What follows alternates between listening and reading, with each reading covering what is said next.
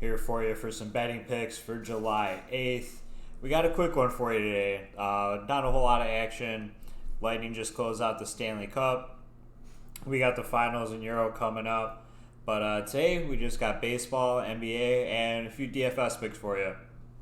So, going to get right into it. Yesterday we had a 3-2-1 split. Pretty favorable day, pretty solid, can't complain there. Any day you're above 50%, it's a good day. So for today, we got the Astros over the A's. Astros are minus 178. We got McCullers, who's 6-1 with a 2.97 ERA, 6 home runs allowed. Montes is 7-7, 4.63 ERA, 14 home runs allowed. Also, what could be kind of sneaky is the under 4.5 at minus 104.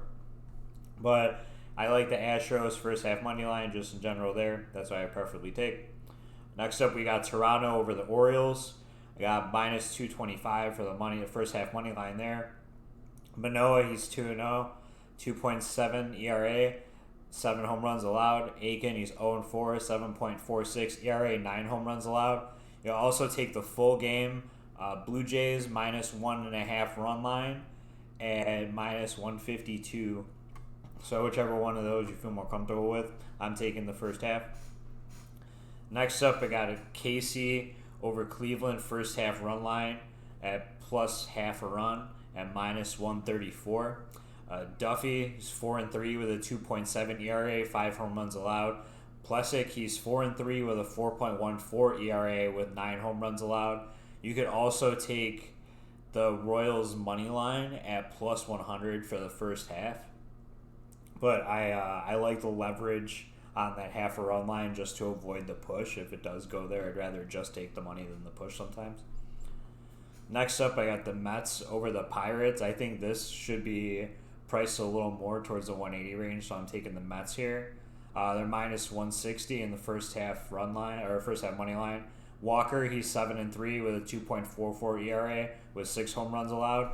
Brubaker, he's 4-8 with a 4.09 ERA, 16 home runs allowed. Next up are two that I'm just going to sprinkle. I'm not going to include them in any parlays or anything. These are just standalones. I got the Phillies and the Cubs first half over 3.5 runs. It's at minus 132. Eflin's 3-6 with a 4.13 ERA, 14 home runs allowed. Alzolay's 4-8 with a 4.48 ERA and 16 home runs allowed. Alzolay's been getting lit up his last couple starts. The Cubs are in a downswing.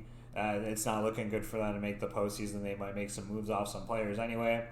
So I like that to go over. I think both pitchers aren't too great. And the conditions currently in Chicago are not the best right now and pretty favorable towards this. And then lastly, we got the Nats and the Padres for Scherzer and Darvish. First half run line under 3.5. I think this is a very good pitching matchup. It's at minus 106. Scherzer is 7-4 with a 2.1 ERA, and Darvish is 7-3 with a 2.65 ERA. So, like I said, it should be a very high level pitching matchup. So I like that under 3.5 to close out the night. Next up, we got NBA. We got Game 2 of the NBA Finals. If it's anything like the first game, the Suns are just going to shred them. Pretty favorable towards me what I got going on. So I got the Suns minus 205 money line. I got some props as well. We got Chris Paul over 21.5 minus 118. Cam Johnson over 7.5 points is minus 122 right now when I'm recording this. I really like that. Dario Saric towards ACL, so Cam Johnson's going to get a lot more minutes. Drew Holiday under 19.5, it's minus 122. I don't like this line is very favorable for us in my opinion. It only dropped 2 points since going into game 1 where Drew Holiday's prop was at 21.5 and Giannis was playing and he only got like 8 points because now Drew Holiday's role moves from being a scorer to more of a facilitator. So I like that. And then Devin Booker over 2.5 threes. It's at plus 118 right now, so I like that for the plus money. He was 1 of 8 last game. His three just wasn't falling. Typically, he's a very favorable three-point shooter. So I like that for him to have a little bounce back, get hot again. And then lastly for today, we got some quick DFS picks for you guys. Giannis, he's 16K. I would play him in the MVP, pretty much like a lock. At the start, most likely not. I mean, he's generally most used the MVP, but obviously let him have exposure all these places. Chris Paul, MVP star pro at 15K. I don't have a lot of Chris Paul exposure today. Middleton, star pro utility at 14.5. Devin Booker, star pro utility at 13.5. Drew Holiday, I will play at the pro or the utility at 13K or not play Drew Holiday at all. I'd much rather play DeAndre Ayton. I would play him at the star pro utility slot at 12.5. I think that's very good savings. These prices should probably be reversed here. Brook Lopez at the pro utility spot at 11.5. Next up are a couple players that I would probably avoid based on their salary ranges and higher upside towards some other players a little bit lower that are going to allow you to pay up. Jay Crowder at utility at 10.5. I would probably not play Jay Crowder much, if at all, today. He only scored one point, I believe, game one. He did not have a good game at all.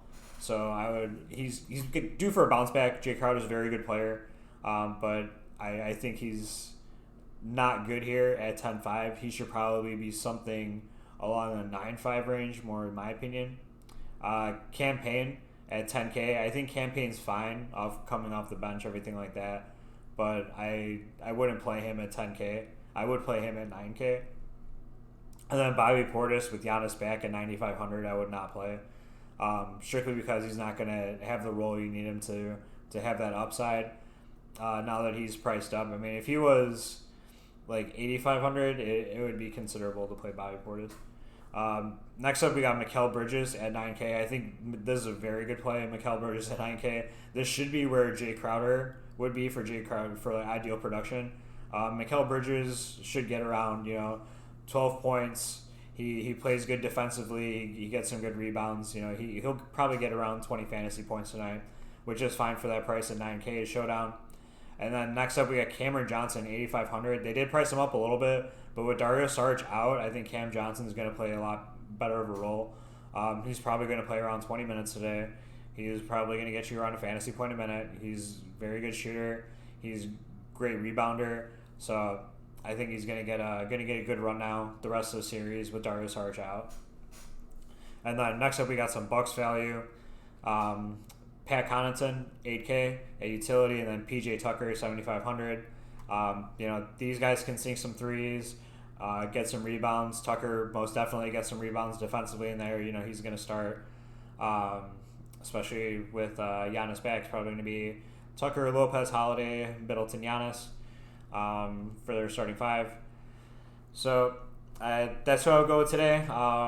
Currently, for just a peek of some optimals that we got going on, from what I've run in the optimizer so far, is Giannis at MVP, Booker, and then Ayton, Bridges, Cam Johnson, and then also same thing with Giannis, and then Ayton at the start, Booker at the 1.2, and then Mikal Bridges, Cam Johnson to round out the lineup there.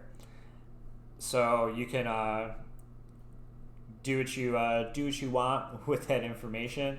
If you also the third lineup I have for the top three is, instead of Cam Johnson, it's Giannis, Middleton, Ayton, PJ Tucker, Mikal Bridges. So there's some splits you can go through with that, but I just gave you guys 3 free FanDuel optimal lineups for today. Do what you will with that information. Have a good go at it. Split some money with me if you want. But thanks for watching, guys. Please like and subscribe. And then thanks for the support as always. Links down below to my Twitter and the Twitch stream for when I go live for the base from recording all these and uploading them on YouTube. But I appreciate the support as always. It goes a long way. So please keep that going. It really means a lot, especially as we're approaching fantasy football season to get the word out and all this stuff. So thanks for watching, guys, and hope you have a good rest of your day. Peace out.